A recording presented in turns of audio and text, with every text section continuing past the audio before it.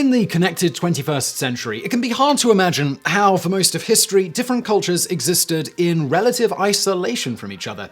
Even as late as the 19th century, those living in self-sustaining and remote rural communities had little commerce with the outside world, and scant news made it in or made it out. In a handful of these populations across the globe, a few individuals developed pretty bizarre and dramatic reactions to unexpected stimuli, which brings us to the topic at hand today, the curious case of the jumping Frenchman of Maine. For most, when exposed to an unanticipated noise, command, or movement, the normal startle reaction will occur. Some, however, are startled in a much more dramatic way, and their extreme reactions can be divided into three different conditions.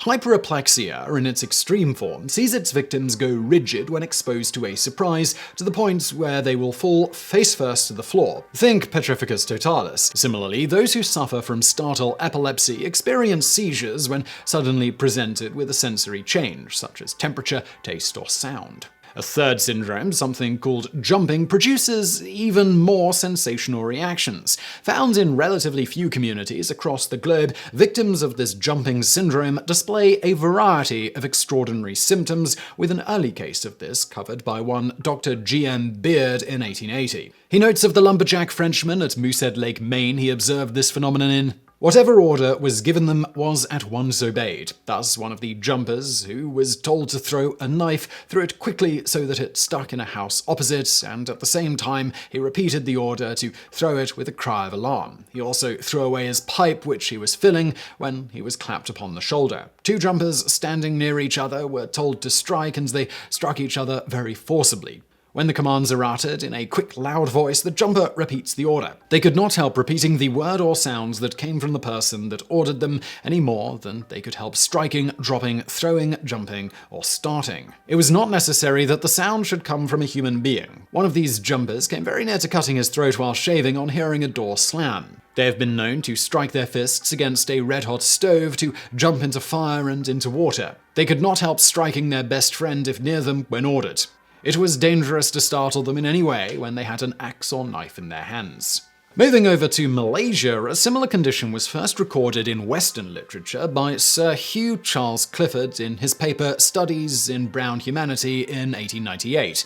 Known as latar, which is found predominantly in Malaysian and Indonesian populations, its victims will shout obscenities, obey commands, and imitate actions and words. As with the lumberjacks, latar symptoms can be triggered either by unexpected stimuli, such as a bored little brat. The villainous small boy who had first discovered the latar sufferer's weakness seized a long rattan and smote the Sriha box as it lay between the two, making the wooden covering resound. The sudden unexpected noise at once deprived both men of all power of self-restraint. Each gave a sharp cry and a jump, and since there was nothing to distract their attention from one another, they fell to imitating each other's gestures. For nearly half an hour, these two men sat opposite one another, gesticulating wildly and aimlessly, using the most filthy language and rocking their bodies to and fro. They never took their eyes off one another for sufficient time for the strange influence to be broken, until one fell over in fits, foaming horribly at the mouth.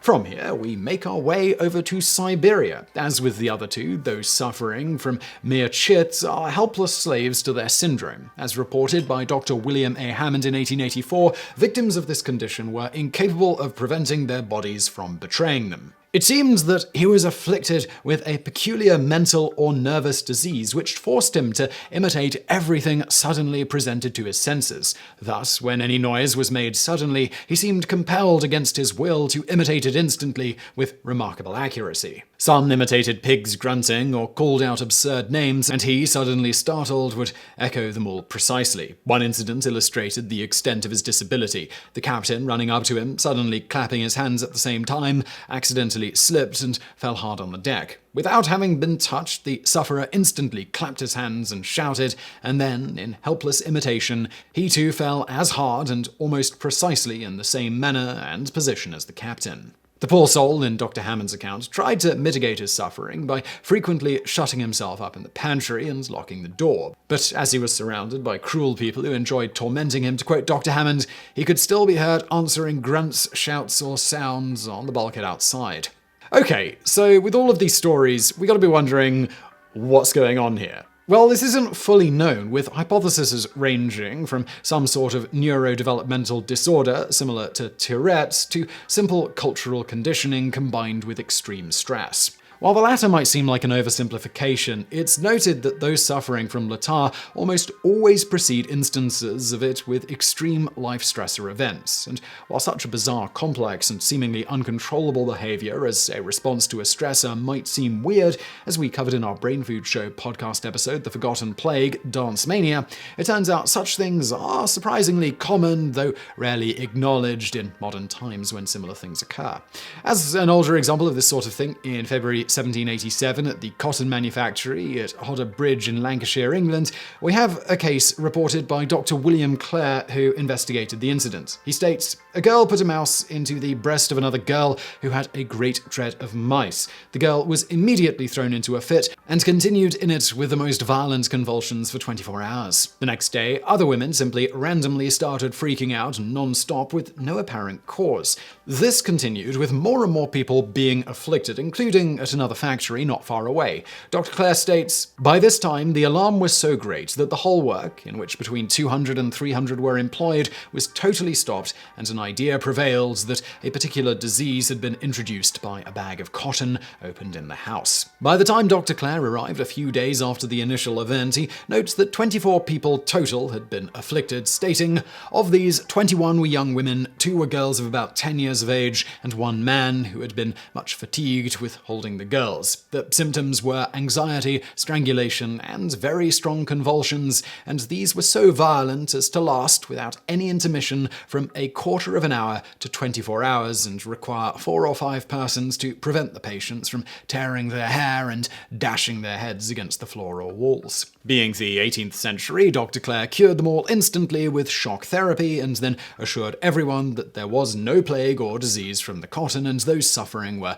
afflicted with nothing more than anxiety. The mill was immediately then reopened, and there were no further fits. Fast forwarding to modern times, in 2011, around a couple of dozen students at Leroy High School in New York, and later one adult whose friend's daughter was one of the afflicted, suddenly and inexplicably started having issues with facial twitches and a number of Tourette syndrome-like symptoms, without being able to stop. Noteworthy here is that one of those afflicted actually did have Tourette syndrome, which may have started the whole thing, as many of her friends and acquaintances were those who were first afflicted. Whatever the case, after examining the students, the doctors determined it was likely the students were mostly just really stressed out, and it was all in their heads, even though they couldn't stop it consciously. Thus, the doctors advised them to get off social media for a while and otherwise do things to reduce stress. The ones who followed the advice were miraculously cured extremely quickly thereafter. Those who didn't continued to be afflicted long after the others,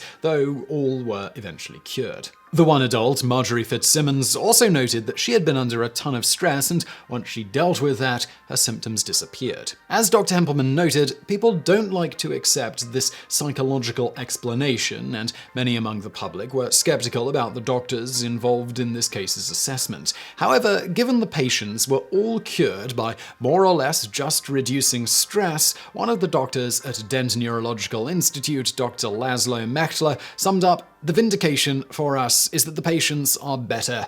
They've got their lives back." For many more fascinating examples of this sort of thing proving we're all sheep, including one case of nuns who for days on end screamed hysterically, convulsed, and acted extremely lewdly towards priests and called themselves things like ash-colored pussy and dog's dick, among several other examples that seem funny today but at the time were probably horrifying to watch, especially as people started falling over dead from exhaustion. Do go check out our Brain Food Show podcast, The Forgotten Plague, Dance Mania, which I'm linking to below. And I really do hope you enjoyed that video. If you did, hit that thumbs up button below. Don't forget to subscribe.